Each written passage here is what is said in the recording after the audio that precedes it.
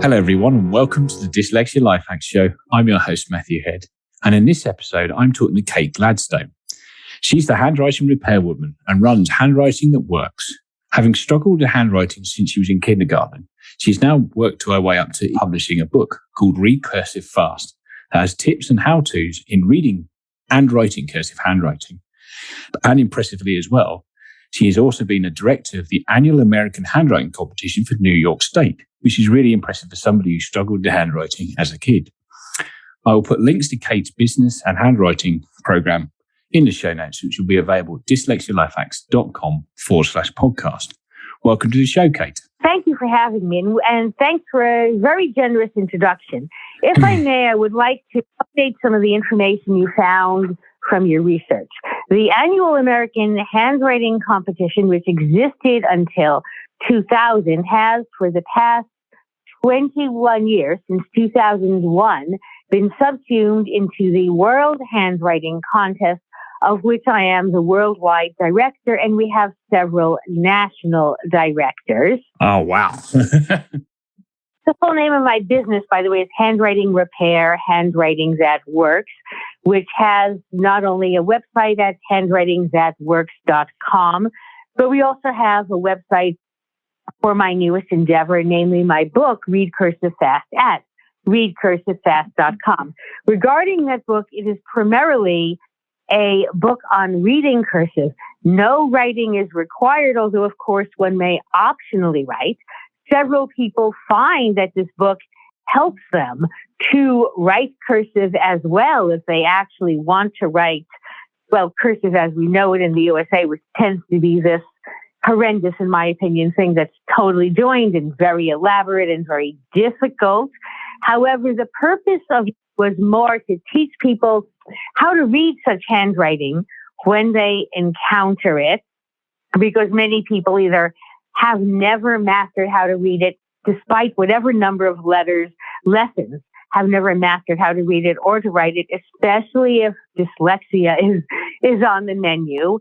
And of course, in other countries, such as the UK, that particular form of cursive is often not recognizable. I know from various of my UK friends and contacts. And it's actually been difficult enough that in many cases in the USA and in other English-speaking countries such as Canada, where such a script is used and is required in at least some parts of the country, there are people who learn such writing at about 7 or 8, the standard age to learn it. But then by the time they're 18, they've forgotten literally every bit of it and cannot read it, let alone write it. Now, my goal is to make sure that people can read cursive, can read whatever type of cursive they see.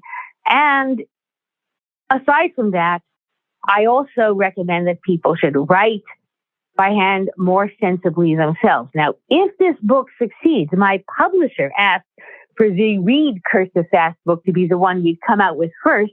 And if that sells well, I will get to do the writing books. But I think since this is the Dyslexia Life Hacks Show, we should open with a story of how this book came to be written, because this relates very closely to dyslexia. Actually, what I wanted to do was, I'm going to come back to the book later on, but what I wanted to find out a bit more about your personal journey, first of all. And what I wanted to kick off with really was your background in cursive writing. Reading up on my research on you, you really struggled with it. I would say very much so.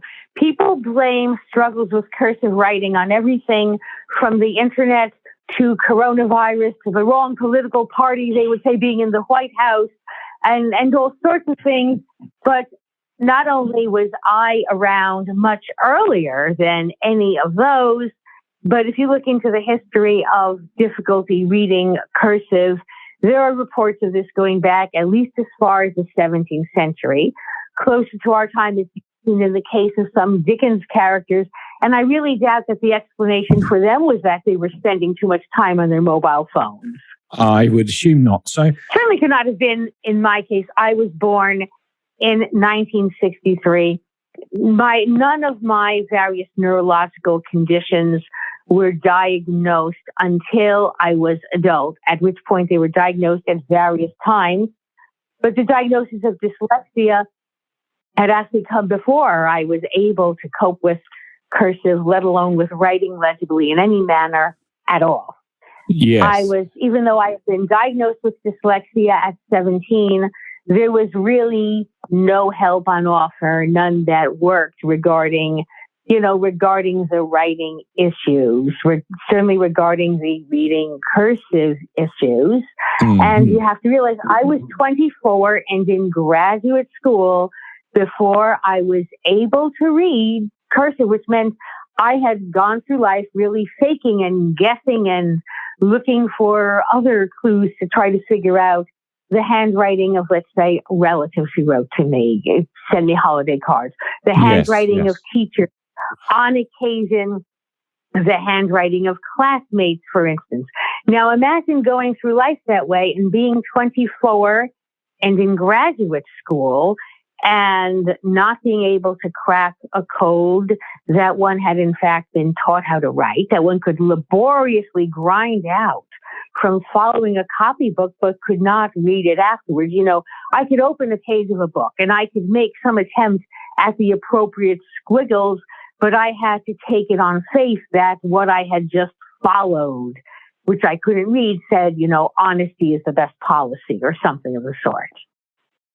Imagine going through life like that, and imagine being a very good reader. Despite the undiagnosed or then undiagnosed dyslexia, I had been reading from an early age. It's simply that my reading process involved a lot of double takes, involved seeing a word. In other words, I could read sentences when I was quite young before I started school, but everything that I read, even though I was reading rapidly, there was always a process of looking at it and having to go over words several times to make sure of the letters.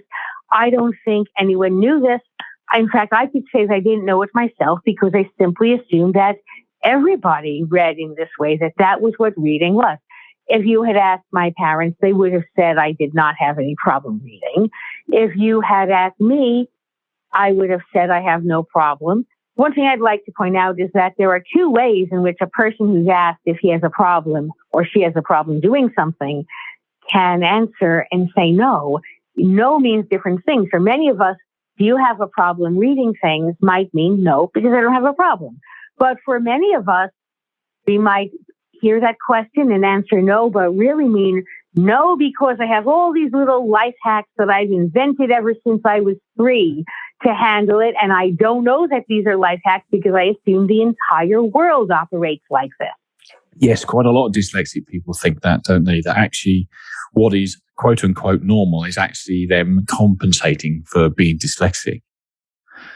Exactly. And where it actually got worse, got odd for me unexpectedly was actually in a high school psychology class. One unit was on perceptions, perceptual abilities, and examples that were mentioned as, this is an example of how people perceive something. This is an example of how one thinks when one is reading or writing or what have you. The examples given would be, this is the mental process. And I would say, no, I don't think that's a mental process because this is quite different from the way I operate. And I would be told I was being the class clown and making attention and seeking a scene, and that if I really thought this way, there was something wrong with me. So in classes where you would think this wouldn't come up, classes where you'd think that you could actually discuss perceptions and one's senses and learn about these, this, again, you could be embarrassed simply by being honest. I was actually told at one point that I must be, telling horrible, idiotic lies. Really? Sort of thing, you were saying, yes? Yeah. So really, like you were just basically told you were giving lies, but actually it was your different perception of the world. Yes. Yes. In fact, I will tell you, for those of us who have read Harry Potter, the thing in Harry Potter that hit home for me was the 7th book where there's this horrible teacher, Dolores Umbridge, who punishes students for telling the truth because she tells them that they're telling lies, and she gives them this extremely horrible punishment. Well, fortunately, that was worse than punishments I had, but I certainly did have to write on the board, I will not tell lies. And of course, after having told the truth, and of course had to be laughed at because I was writing it, but writing it in horrendous handwriting, which they thought was my being willful. I would have liked nothing better but to do things correctly. But so many times I was sent to the principal's office, which you would call the headmaster's office. Yeah. I really knew the staff on a first name basis by the time I'd been at any school I was in for about 2 months. I would, let's just say, because in many situations, it was either believed I was being willful, obstinate, disrespectful by intentionally, goofing off or intentionally making fun of the assignment by not doing it well. And to many teachers, and in fact, to my parents, both of whom had been English teachers for many, many years, although not in the schools that I was attending. They were in a different school.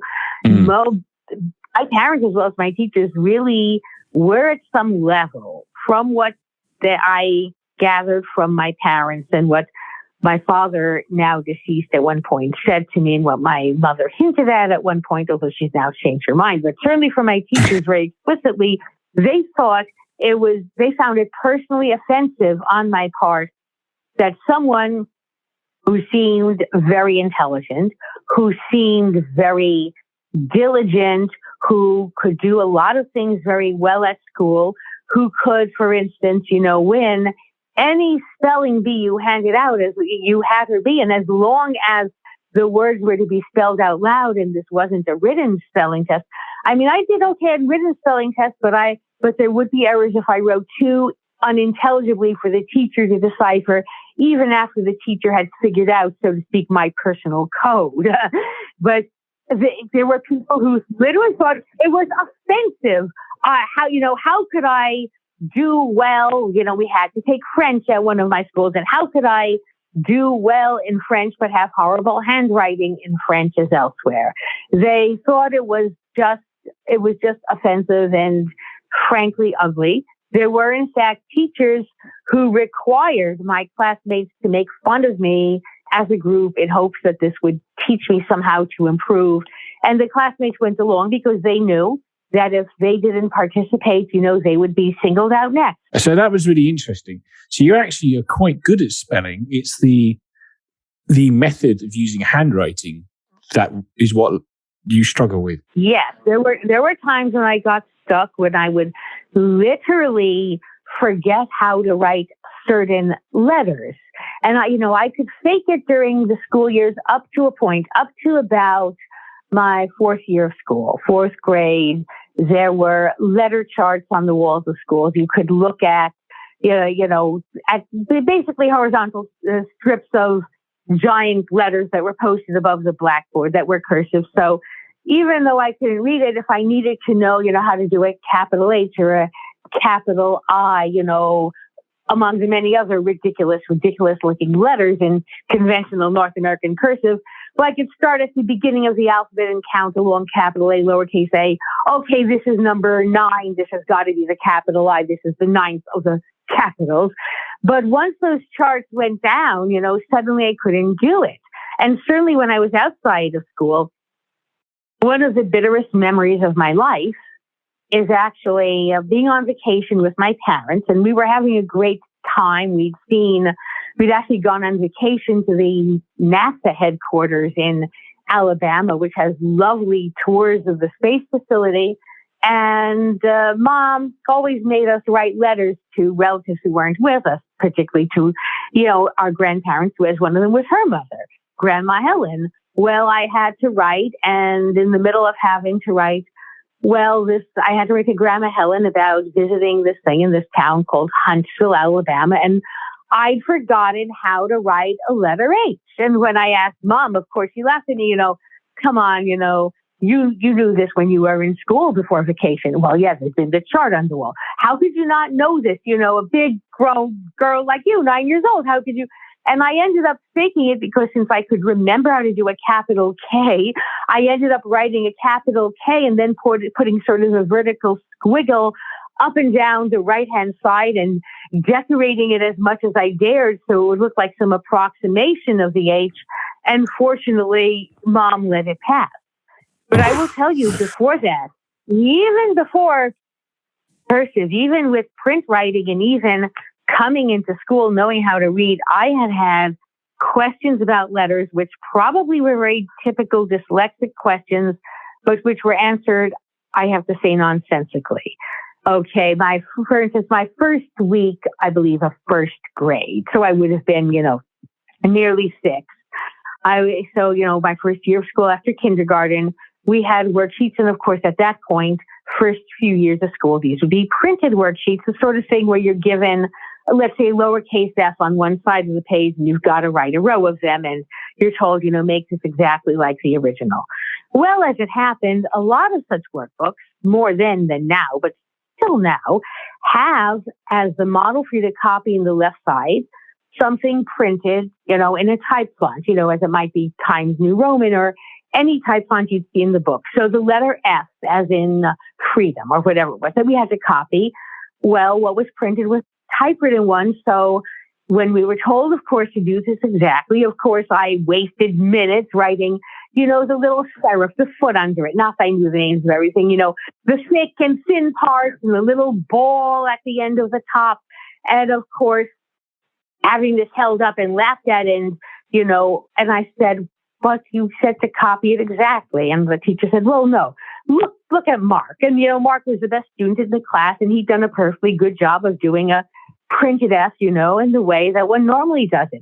He had interpreted exactly as, well, just print the F. Don't worry about all the little details. But they said exactly, and my mother said, do try your best. It's very important. She'd always said, please, don't be lazy. So, I was going to do it.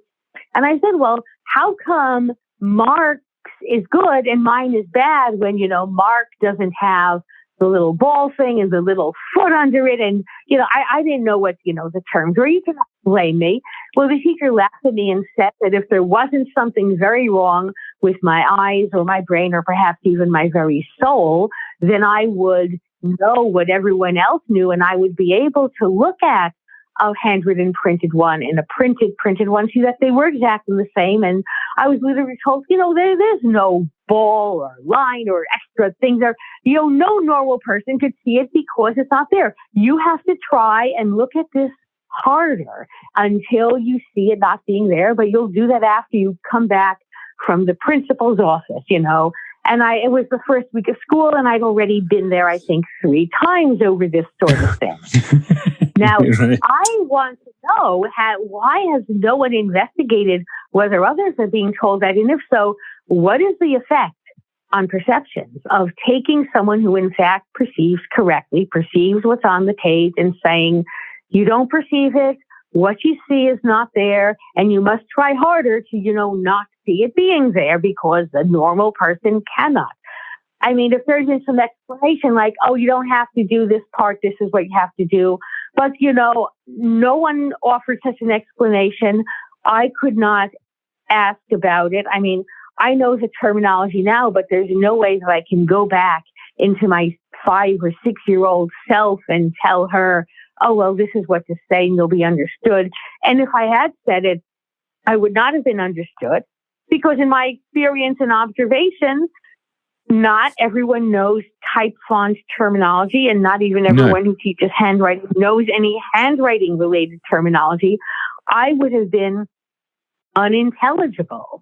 And I've actually asked therapists when I've gone to them, well, what should I have said or done that would have prevented me from being responded to in that way, that would have gotten me responded to rationally? And they basically say, no, we don't know what you could have said. We have never encountered this. This is not a problem we study. These things are happened to you, Kate, and we believe they happen to you. But, these are not issues, that are in, I guess, in the books about how to be a therapist, So I wanted, and the fact that I have vision issues and have had them for much of my life, not then, but thereafter, at some point in school, I began eventually to have some serious vision problems. I've actually wondered, I could never prove this, but I've actually wondered, does some of that come from having sat there and tried so hard to see 2 very different shapes as identical, to not see what was on the page because I'm told that a real person would not see it? And that is actually the phrase that one of my teachers used. Not that teacher, but the teacher I had the year after that. I mean, what makes them think it's okay to say this? It's I not, have actually asked teachers, not those particular teachers I believe they've passed on to their reward or otherwise, but I've asked other teachers whom I've heard saying this to other children or to whom I've told my story, and they said, yes, I think I would have said it even though it wasn't good to say. I think I would have had to say it. I said, well, why? And they say, it just feels like the right thing to say.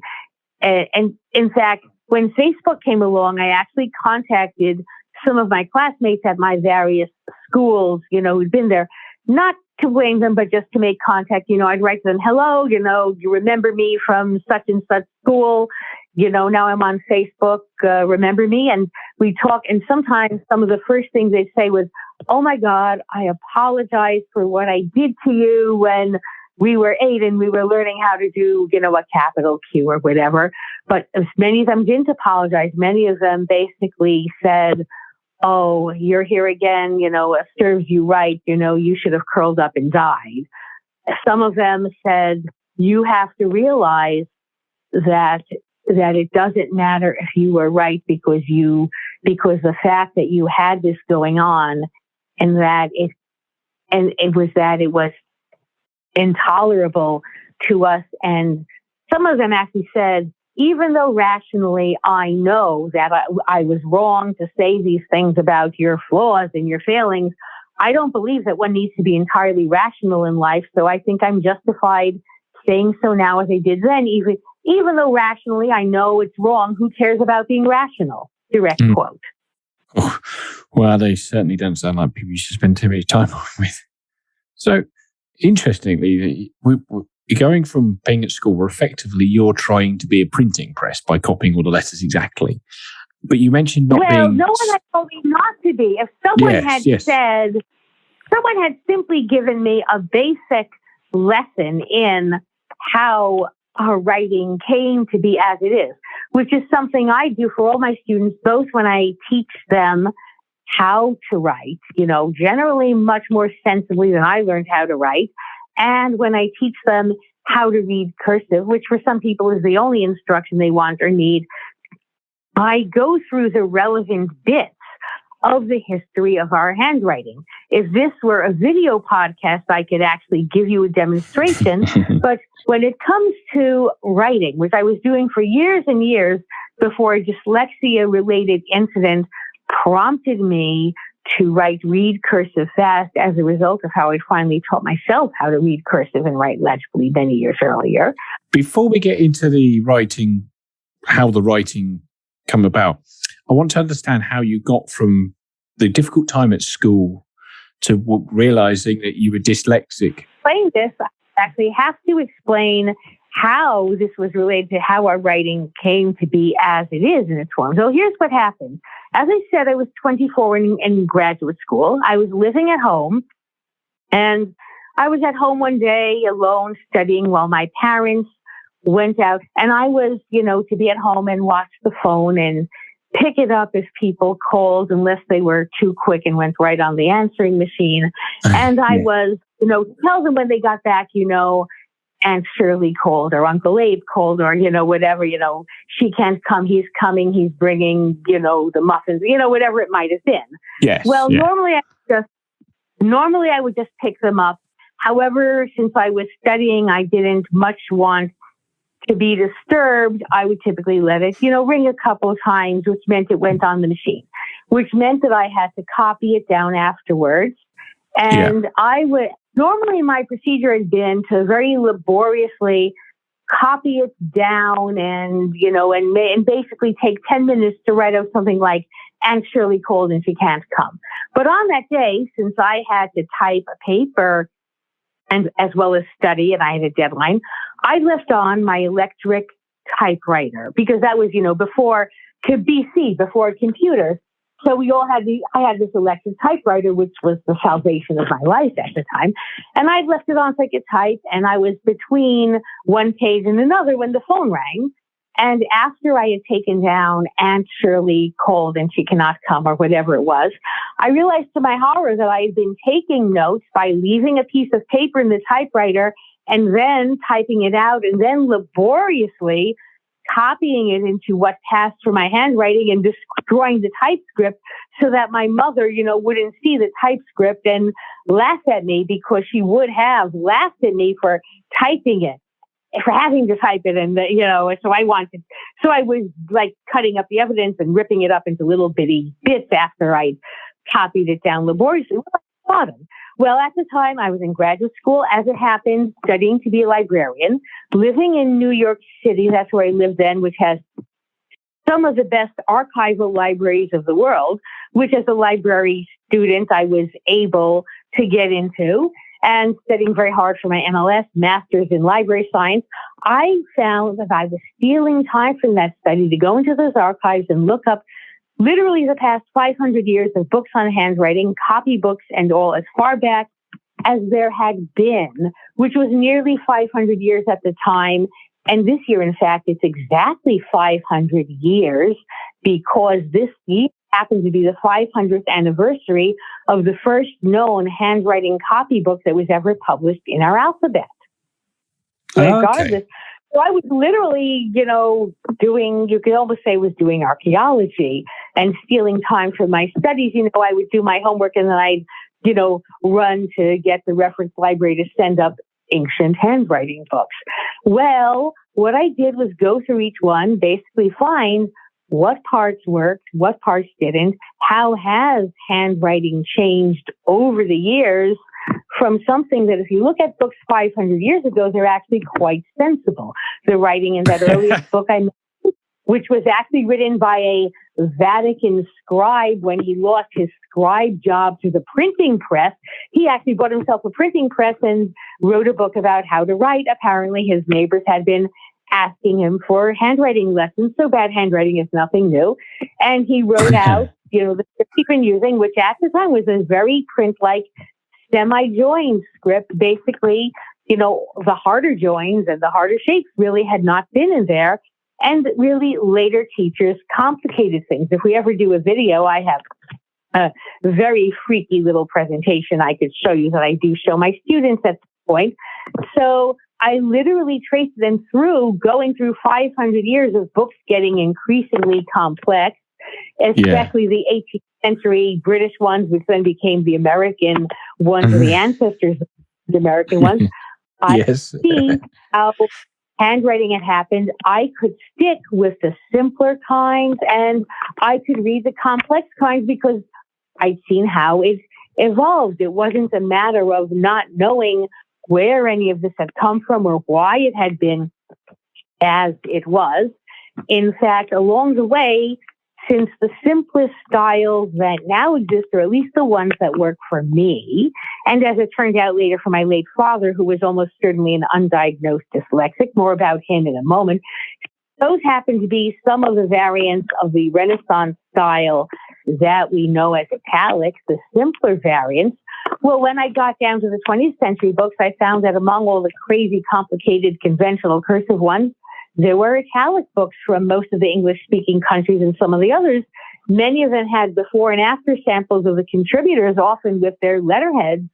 So I would look up, I'd look up their phone numbers and phone them, and I would write them, and that was how they practiced. And many of my friends and colleagues, friends I made then, many of them are still alive and are my colleagues today, now on the website. But again, this was before the web. So when I was in the library, I was also getting the reference department to pull out for me, phone books. If I found that someone lived in, let's say, Philadelphia, Pennsylvania, 20 years ago when a book was published, I would look up the same name in the Philadelphia phone book. And if they weren't there, I would look more widely in Pennsylvania. And then I'd basically look, basically being a detective. Today, this would all be very easy on the internet.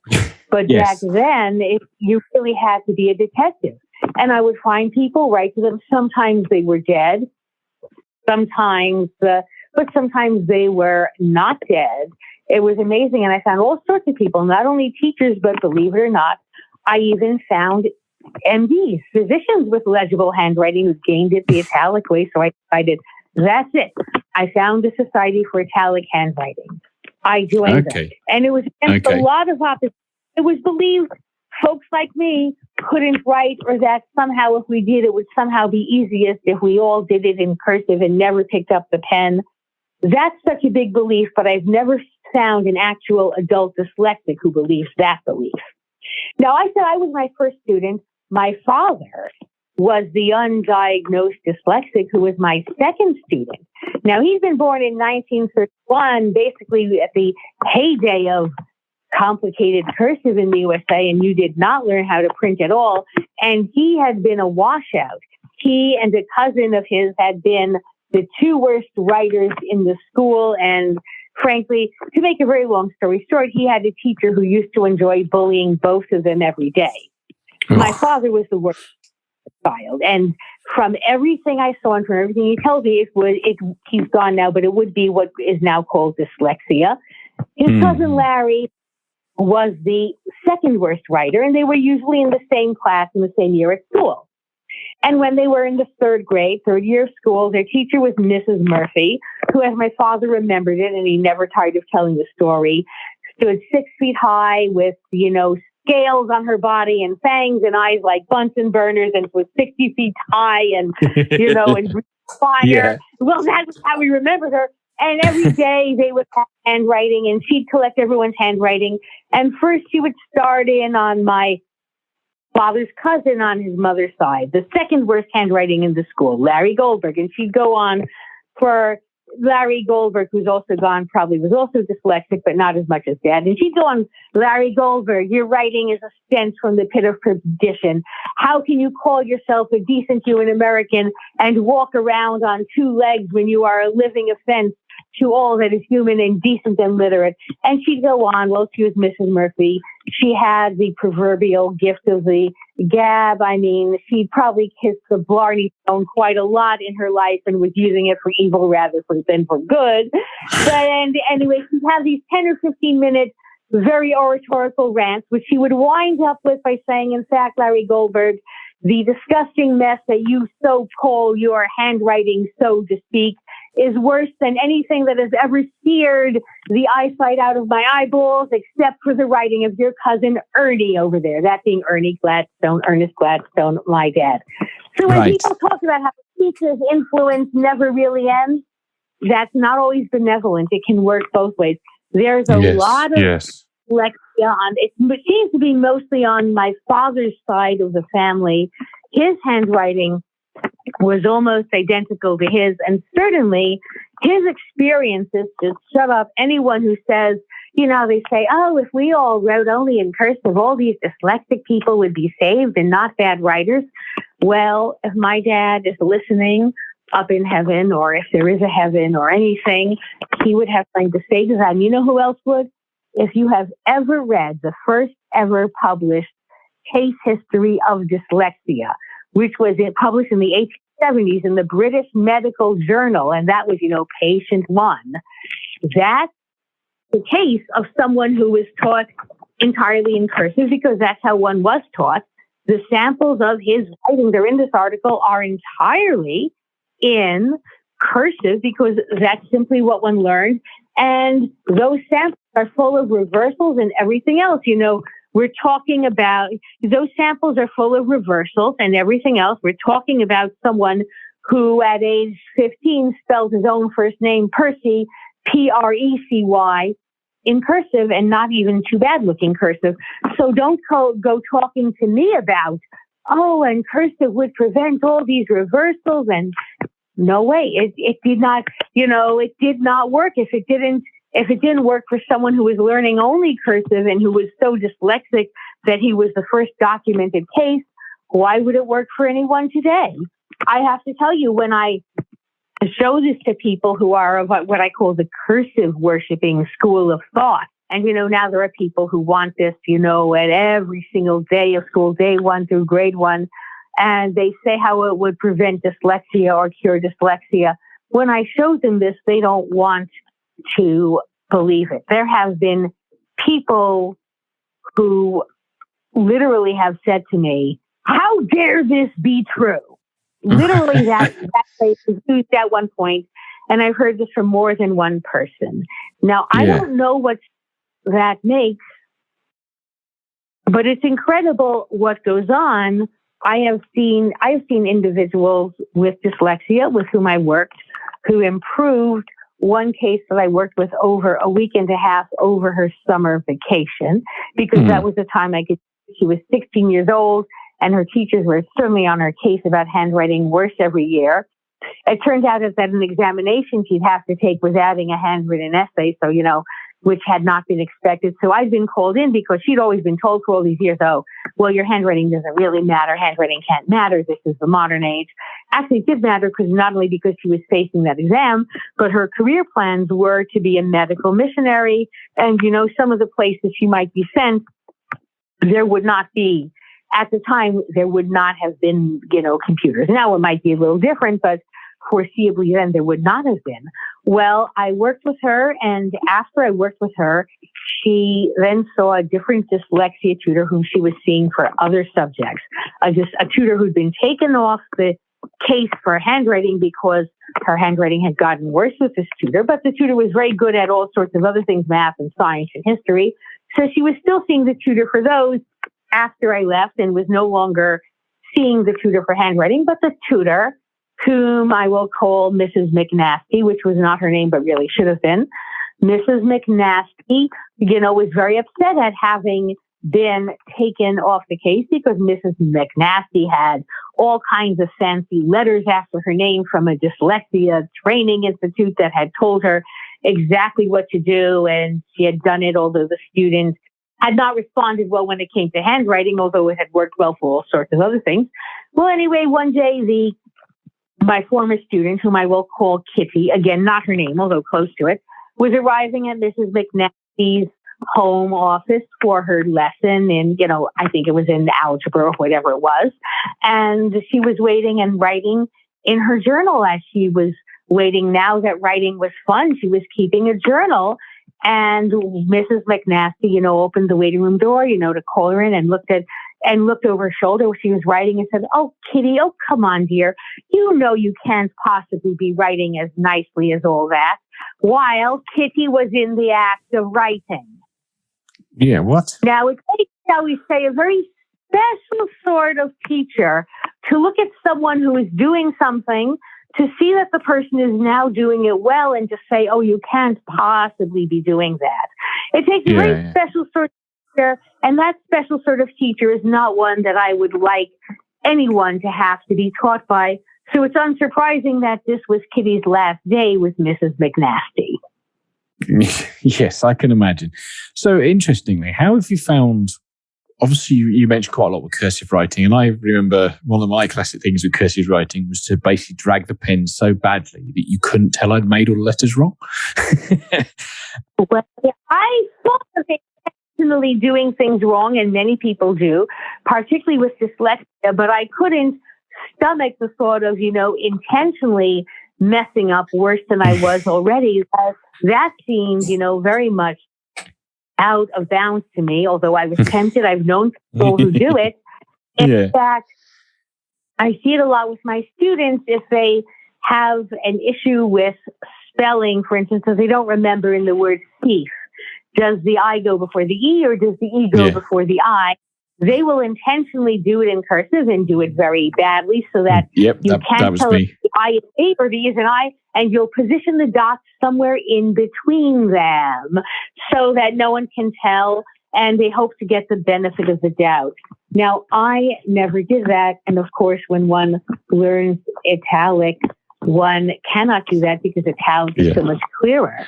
Believe it or not, I actually know calligraphers who do splendid italic and who are diagnosed dyslexics like me, and in many cases found out only after they'd already finally become good writers through some laborious process that they couldn't.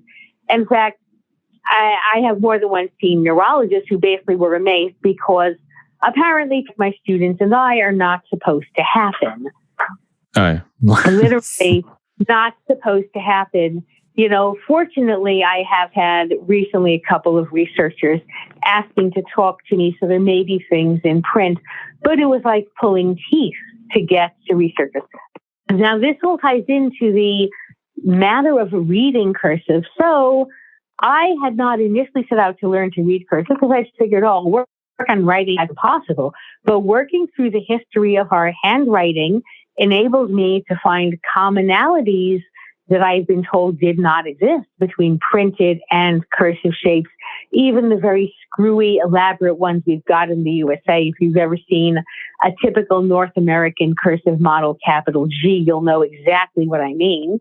Yes. And I had been told when I asked, this is arbitrary, it was just invented and no one knows by whom or how, all of which is, total bogus. In other words, it's known. My teacher did not know, but there's no excuse for that. I had to find out the hard way. I would like to be the person and to be the author of the book that was not there for me, so that it should be there for the rising generation. If my book sells well this year, which has been a bit difficult because of the pandemic, then I'll get to keep it in print from my publisher. She'll let me do that. And then we can do the other books, basically, which are the actual writing ones. So I'm hoping that this podcast will make a dent. But I acquired cursive incidentally through learning handwriting history, whereas the way I was expected to have acquired it incidentally was supposed to be, I suppose either by magic or by simply writing it over and over and over and over again, which worked for a great many people. It did not work for me.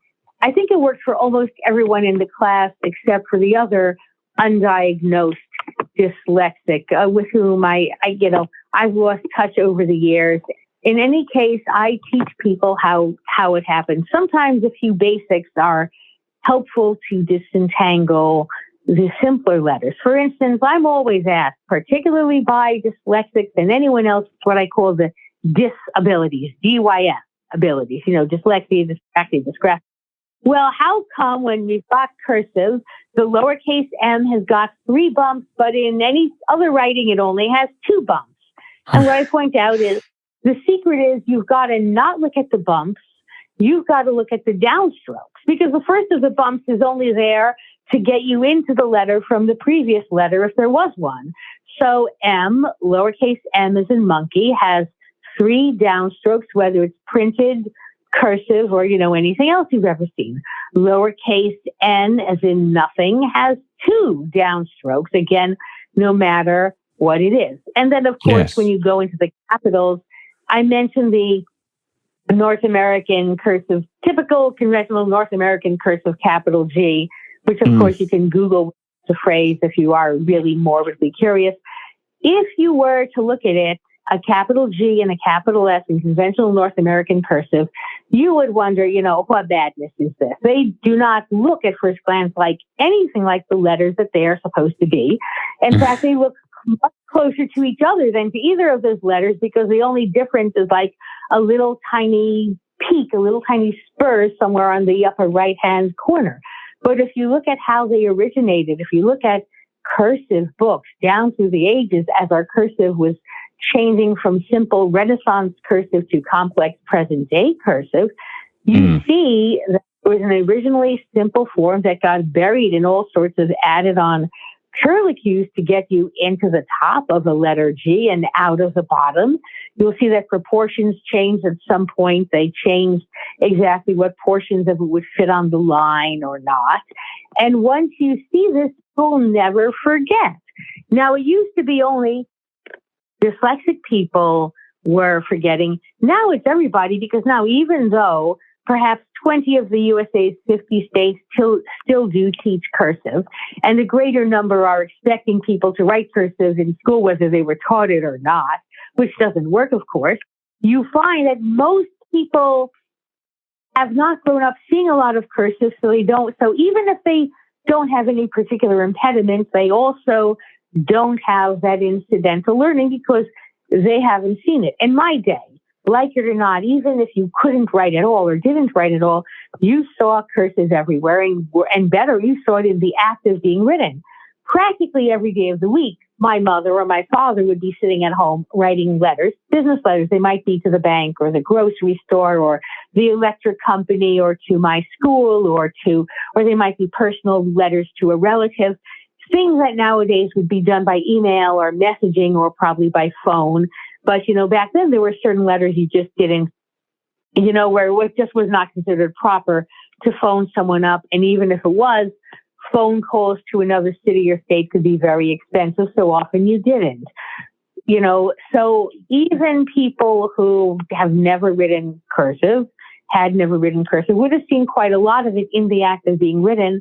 Today, our exposure would be minimal. In other words, we probably see more of those weird type fonts in video games than we see of any version of cursive whatsoever. So people who are taught it often don't acquire it or are literally forgetting it. There was actually an investigative report in Canada about how numerous children who were taught cursive at about age 8, standard for North America, by the time they're age 18, they cannot read cursive, let alone write it any more than people who were in some other part of Canada and who were never taught. So there's a natural experiment right there from knowing such people through my work, not necessarily in Canada. I only was in Canada once for work, but knowing such people and talking with them, I'm convinced that's because they're taught by rote without understanding. If you learn to memorize, this is a capital G and you don't know why, you'll forget that in a snap. But if you know how it happened, you'll remember it. You'll remember it forever. Is that pretty much the crux? Is that pretty much the crux of your program, really? That's the crux of it. This is what happens in the book. Section 1 goes through every lowercase letter and then every uppercase letter, teaching you what you have to know to decode them, giving you some practice, initially very short words such as ice, because the first chapter includes the lowercase IC, and then building up until you're reading things that use all the alphabet letters. Then in the second section, give you some reading practice in a format I call Cursive Stories, which are simply a few short stories. And the first sentence of each story is in a font that looks like a rather casual handwritten printing. Each successive sentence after that adds one more or several more features of conventional cursive. Very gradually, you get more loops, more connections. So you're going to an unjoined writing, to an unjoined italic, to a joined italic, to a Baroque italic, to a fancy classical era cursive, getting fancier. So by the bottom of every story, you are reading very complex cursive indeed, but you didn't have to learn it by being plunged into it overnight, which is what happens at school. You go home Friday one day when you're 8, and you come back Monday and they've changed all the handwriting charts and you've got all new books, and they changed the alphabet while you slept. How much fun is that? Instead of throwing you in the deep end of the Olympic-sized wading pool and teaching you and hoping you'll pick up how to swim, we've got you in the wading pool, not in the Olympic-sized pool, but in, the wading pool. I think you would call it the paddling pool, with just a couple of inches deep at one end. Yeah. And you spin, and eventually you're floating, and then you're swimming. Now, Yes. How would you rather be taught anything new? By going from the known to the unknown in discernible steps, or by having someone say, "Hello, welcome back to school. We've changed everything." If you went to work at your day job and you came back after the weekend and your employer had changed the alphabet, you would quit. And if you didn't quit, they would fire you. Well, children can't quit school and we can't fire them. All they can do is sit there. They give you lots of life hacks. In fact, I actually have about 7 life hacks for handwriting technique that I've actually boiled down to what I call my Quick Start 7, which I recently put on readcursivefast.com because I'm starting to add a little writing. Fortunately, most of those tips have to be illustrated, but I'll give you such tips as I can convey orally. And they will sound ridiculous. They will sound like something out of Monty Python, like this is obvious, but they're really not. For instance, one tip I would like to give you is finish each letter before starting the next one. And this sounds like, oh, obvious. Who doesn't do that? Well, you know who doesn't do that? Anyone who was sort of brainwashed into keep your pen on the paper at all times, because then you've got to get to the end of the word before you then trek all the way backwards to put in the dots on the I and J and cross the T and cross the X. That is supposed to be faster, but if you actually time people doing that versus doing the other way, if that's the only variable they change, people who follow that rule waste a lot more time on their handwriting than if they broke just their one rule. So if you have a word like joyful or topic, words I use as examples, or xylophone, if we want a nice long word, or jelly bean, when you write a letter that needs the dot or cross, rather than wait till all the end of the word jelly bean or tyrannosaurus or xylophone or, whatever, or tomato, you would say tomato, or whatever it be, write the letter, pick the letter up, and very often, in the case of a letter T, for instance, 9 times out of 10, you'll then be able to use the cross of that letter as a join into your next letter. And if you do that, you're saving time on literally every word you write with one of those letters. Now, here is another thing. A lot of noise in handwriting is made about lead-in strokes, and the cursive worshippers talk about how you need them for handwriting. Now, one of the best pieces of handwriting news I ever heard coming out of the UK was that your Ministry of Education has decided to abolish those lead-in and those entry strokes. And I would say, keep clear of unneeded strokes at the beginnings and ends of letters. For instance, if you've got a word like up, and if most of us, if we're taught a continuous cursive, either as our first method or as common in the USA at about age 8, we're taught, start from the baseline and go up and do the letter U and do the letter P and have a join coming out to point to the next letter. Well, those joins take time and they make it harder to read the letter. Even if you know cursive, you have to, so to speak, chop your way through the thicket to read what's there. So Start the letter where the letter starts. Start the U at the top. End the P with the letter PS. When you go to the bottom and close it. Find out where you can apply this without making the letter illegible, and you'll see it's more legible indeed. Yes. I would also say that some joins. Yes, I'm only giving you a few of the tips, only those that I can convey orally. Some of them do require illustrations. Now, here's the big one, and this, pie in the face to all you conventional cursive worshippers. And I don't know what it's like in England. Well, I have some idea. But in the USA, there are so many cursive worshippers that various journalists and I myself have literally caught out state legislators lying about what was in handwriting research in order to make it support cursive. Some of them have actually been caught out and exposed in the newspapers, but have gone on to say that they were proud of what they did and would do it again, even after they were caught out. Be that as it may, that's not helpful. The reason people worry about joins and not joining in handwriting, and the reason that in America we have this ridiculous thing where first you are never allowed to join any letter, and then suddenly you've got to join all of them, as opposed to the Renaissance where joins were optional, they were sensible, and you used them where they worked. In fact, that very first handwriting book I told you about, it was written in Italy, but one of its key sentences of instruction reads, translated into English, to join or not to join, I leave up to you. 500 years ignored. Why can't we say, well, anyway, the problem that people say, yeah, joins are faster. Yes, they're supposed to be. They might, but are they? Some joins are much faster than just picking up the pen, but some are much slower to the point of being accident prone. If you have the word oil, for instance, the join from the O to the I is, usually quite easy. If you have the word aim, the join from the A to the I is very often quite easy. But suppose you have the word light. From G to H, it's very difficult. Your pen is constantly changing directions. In fact, the 18th and 19th century cursive instructors had the term compound curve, which literally meant simply a curve. That's really the most difficult one in handwriting, as even they admitted. Something that's convex and then it changes to be concave, you're always having to make this course corrections. Or if you have the word let's say you have the word quest, Quest, as it, if you have to join everything, then what ends up with the Q is, well, some models of handwriting in the UK have just a straight line that goes up, but it's a bit hard to read.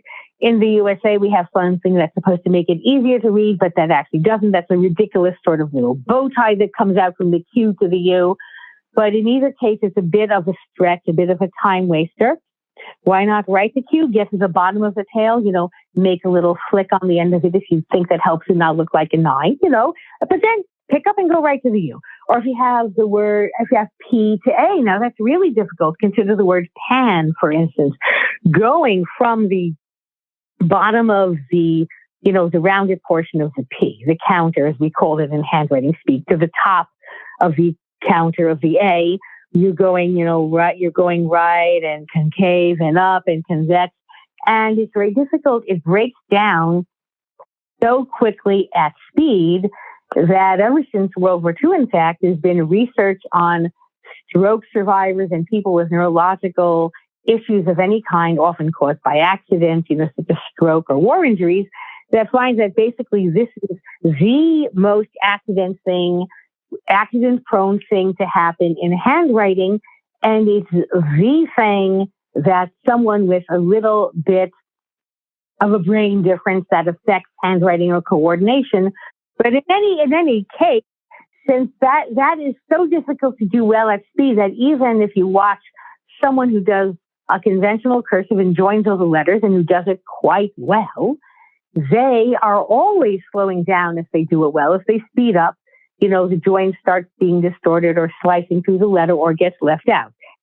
I have to say, I have actually been told that a lot of what I do is basically, I've been told by professionals that what I do works but is unacceptable because it theoretically should not work.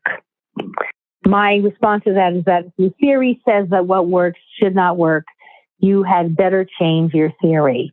But the thing was, I acquired the ability to write cursive through going through italic and seeing what was happening to italic and extrapolating from there as I read the rest of the books over 500 years of history.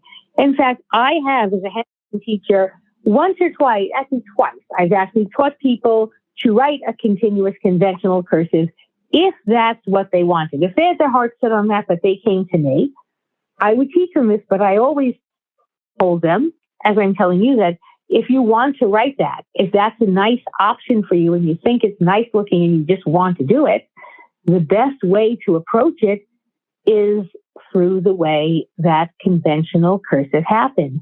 Start with italic and move on through history from there. And then you will be able to do it very easily. Once you learn the basics of italic, there are only a few changes you have to make. I like to think of italic. Well, living in the USA, I think of italic as being like the Grand Central Station in New York City that all the trains go into and come out of. I think the British equivalent would be Euston Station in the Underground. Am I correct? Where all the trains go into it and come out of it at some point, right? Yeah, in Euston, words, Waterloo. Yeah. One of those. I've only been in the UK once. I was on my honeymoon and I was on the Underground once. So I think I was through Euston Station, but if there are bigger ones, whatever is the biggest underground station. In other words, once you're on the train to italic and you reach italic, that's halfway to anywhere. You can start with italic and you can get from there to the earlier medieval script. You can get to the later modern cursives. You can get to any form of printing you care to name. It's sort of a greatest common factor that you can add to. Almost like having a soup base. And once you get your basic soup recipe, you can add all the different flavors and vegetables you want, depending on what you're trying to do with your basics. So I have always taught people, write italic, we learn to read cursive handwriting because it's out there. Learn it concurrently with writing italic so you can write more sensibly yourself. And I'm not saying it has to be with a fancy italic pen italic. I'm not, Philip Henter, the missing ink. I do calligraphy, but that doesn't mean everyone else has to. But I'm not like fill a pen through the missing ink, who has like 3 whole chapters complaining about fancy pens. Do it with a plain old ordinary pen. You might like one of those fancy italics. I love italic pens and markers because they're a broader surface with which to write, and they make the writing more legible by emphasizing those thicks and thins. I get a little bit of what we get in typewritten letters, type fonts, which have those thicks and thins and other things basically to replicate handwriting done with the old-fashioned italic edged pen. Not many people know that. Some people told me that, rather than ridiculing me over the lowercase letter F, why not say, well, those bits happen because our printed fonts are really handwriting fonts from an old kind of handwriting that was done with this particular kind of pen, which made these things happen in the handwriting. But we don't have to do that, and we've got pencils, And so let's give you a model with a pencil and have you do it. Why not do it that way? I'm only saying we need to teach handwriting as sensibly as any other subject, and that dyslexics, anyone with the DYS abilities, suffers worse from anything that goes wrong in education, and handwriting is no exception. If there are people who believe in providence and destiny and everything happens for a reason, I will not claim to be one of these people because there are too many scary things in the world that it's hard to see a reason for. But if anything happens for a reason, it might be that dyslexia, dyspraxia, and dysgraphia happen for a reason. And it might even be that autism spectrum happens for a reason, because people with these and other neurological disabilities are like the canary in the coal mine. The miners in the old days would take down their pet canaries in a little cage because if there was a problem with the air, if there was no oxygen, bad air, the canary would keel over and faint and maybe die before the miner did. So the miner had time to go out and make a report that the ventilation needed to be improved. And it could be like we are like that if we are ordinary students, only more so. Whatever doesn't work well for another student will work 10 times as badly for us. So we are the early warning system, I think, for all the rest. If you want to make something that works for everyone in terms of teaching literacy, handwriting, comprehension of cursive, whatever, make it so that all the dyslexics can learn it, and make it so all the dyspraxics and dysgraphics can learn it, and then you'll find that everybody can learn it. Yes. What it's like the assistive technology world. What works for dyslexics tends to roll out and work quite well for other people. Yeah. Even though I have a very high percentage of dyslexics, I have a very high percentage of anyone who has any kind of inborn variation, left-handers, both the normal ones and those who've been punished into being imitation right-handers, and yes, that still goes on. I will tell you, about all my doctor classes, there was a very high percentage of dyslexics, because did you know that a very high percentage of dyslexics go into certain fields in medicine, and that those fields are predominantly radiology and to a slightly lesser extent surgery? And did you know why? This was actually pointed out to several of my doctor students who were dyslexic and who were radiologists or surgeons. Dyslexics tend to be very good at spatial visualization in 3D. And this is exactly what you need if you're a radiologist, and you'll be looking at x-rays all day to try to find what part of a certain organ that's behind a certain other organ that showed up on the x-ray has something wrong with it. And it's what you will need for surgery to be aware of how all the organs fit together, because none of us is built quite like the textbooks. There's always a little variation inside. And people who have great visual spatial perception skills, if they can do well enough at school at all to get through medical school, they have a much easier time in radiology and surgery than a lot of the people who sign up to specialize in radiology or surgery. And this is what I've been told repeatedly by those MDs who were dyslexic, who were among my students, many, if not all of whom were radiologists and surgeons. At a certain point, it became conspicuous to me how many dyslexics there were diagnosed or otherwise probable, although as doctors, most of them had been diagnosed because doctors get themselves diagnosed, and how many of those people in turn were radiologists or surgeons. Yes. internal picture thinking is something that's a really strong dyslexic strength. Hence why they're really good as engineers and STEM subjects like that as well.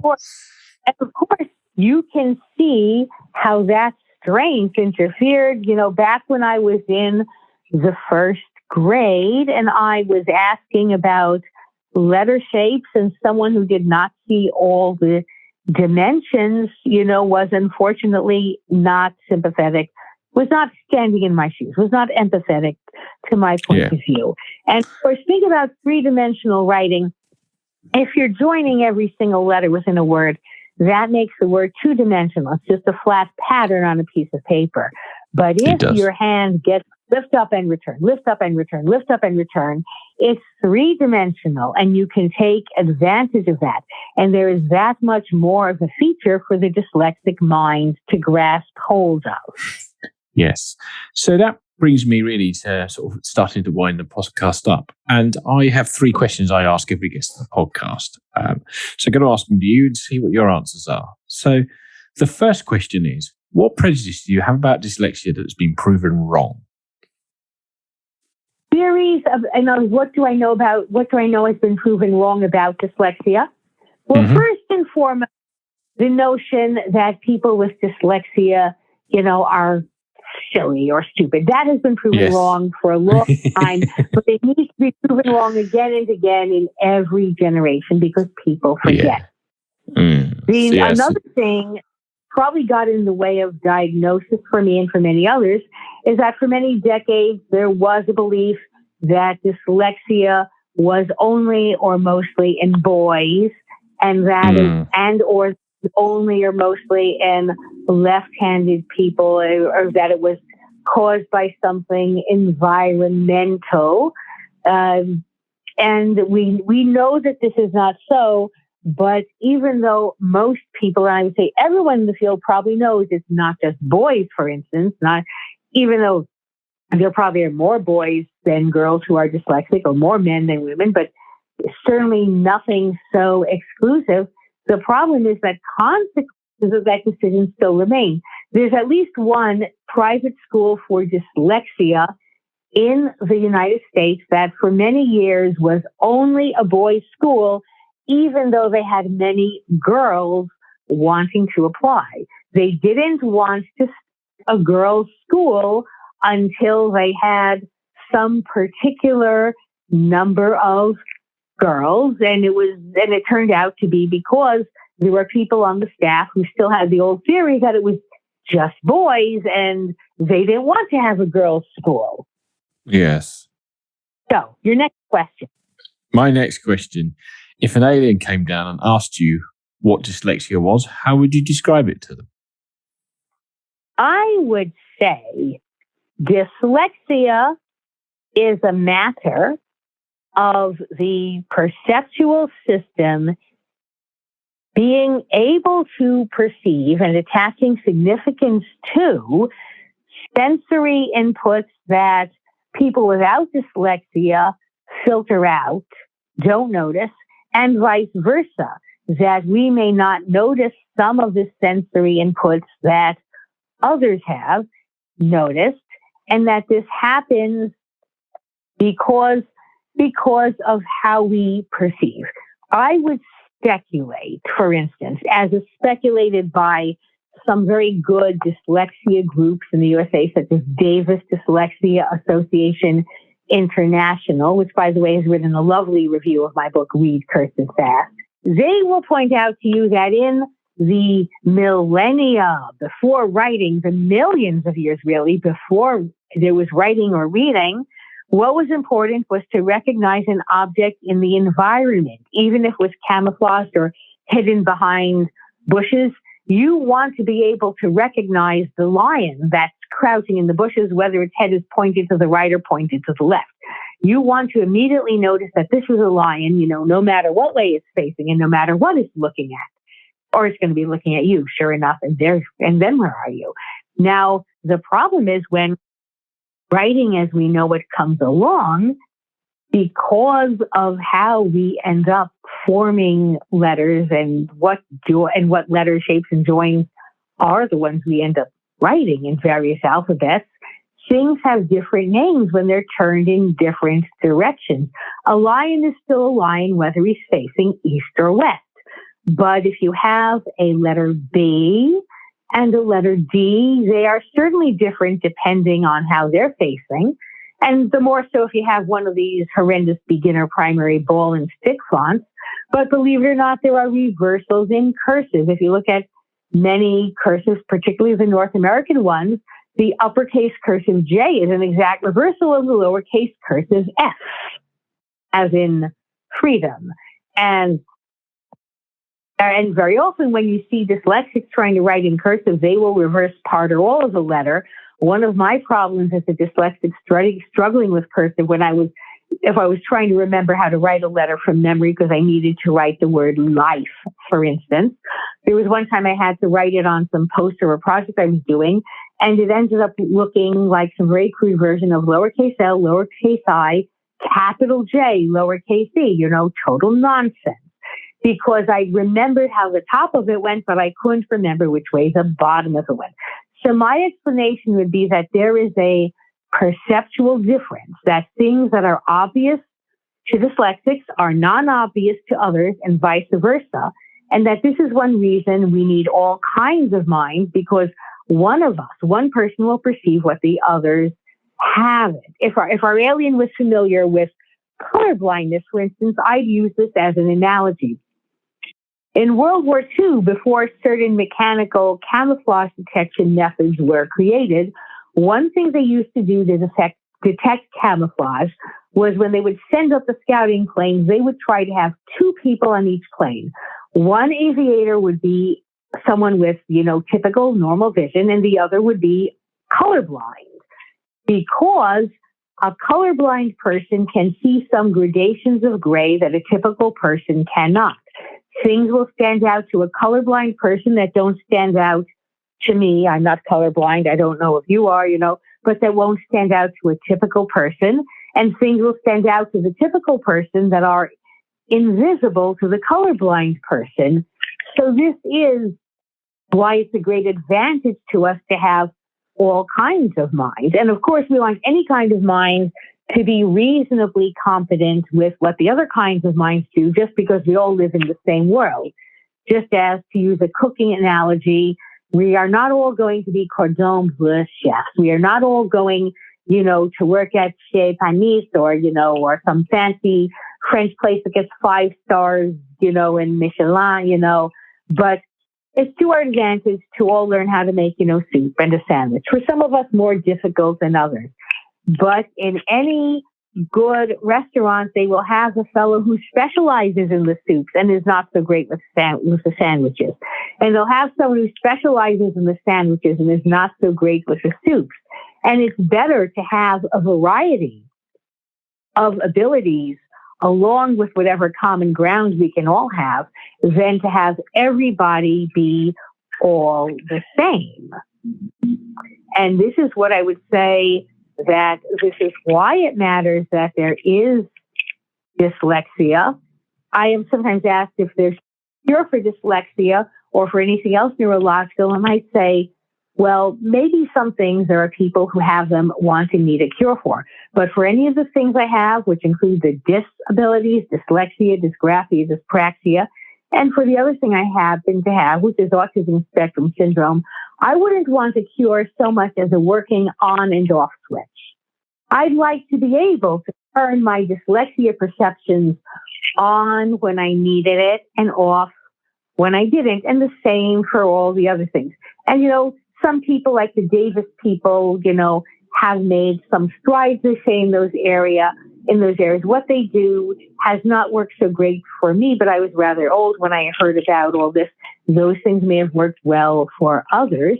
But I'd say that one thing we can do, given that we don't really have a magical on and off switch for our dyslexia, and I would, as I say, love to get one installed, I would say that if you learn how cursive handwriting came to be and what makes an A in whatever style, what makes a B in whatever style, you are then using the dyslexic strength of pattern recognition.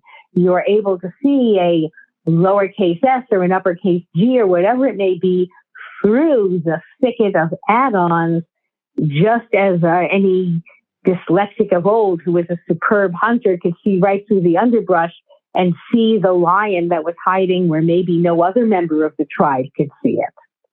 So the final question of the podcast, and seeing as this is called the Dyslexia Life Hacks Show, although you mentioned quite a lot of life hacks earlier, I just want to see what your favorite dyslexia life hack is outside of the handwriting. Outside of the handwriting business, matters, one of my favorite dyslexia life hacks is that whenever I get a piece of paper that has something I will need to attend to at a future time, I photograph it and I email it to myself.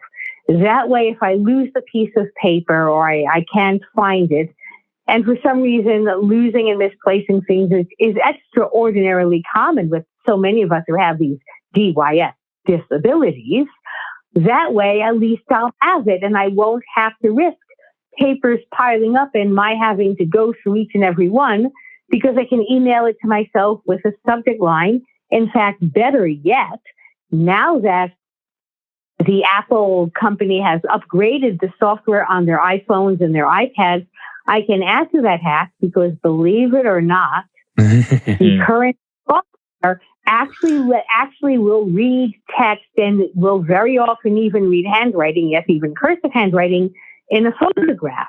So the dental assistant can give me a scribbled date on a card for my next appointment, and I can photograph that and I can copy and paste the text and mail it to myself. I don't have to look at it and type it into my organizer.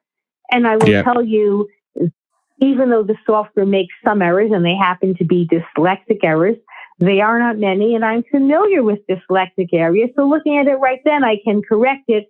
If I have to correct, 1 in 20 letters on a document because it spells June with an extra E or something stupid like that, I can still do it. So my favorite life hack is let technology work for you. And in this specific instance, emailing stuff to yourself is a great way to make sure that you will have it. Yes, no, that's a great hack, and it's great how good modern iPhones are. Well, I'd like to take the time to thank you very much for coming on this episode and sharing your stories about handwriting and how it's come to be and how your program is. It's been really interesting. Thank you. And I want to thank everybody else for taking the time to listen. I will see you guys in the next episode. Goodbye for now.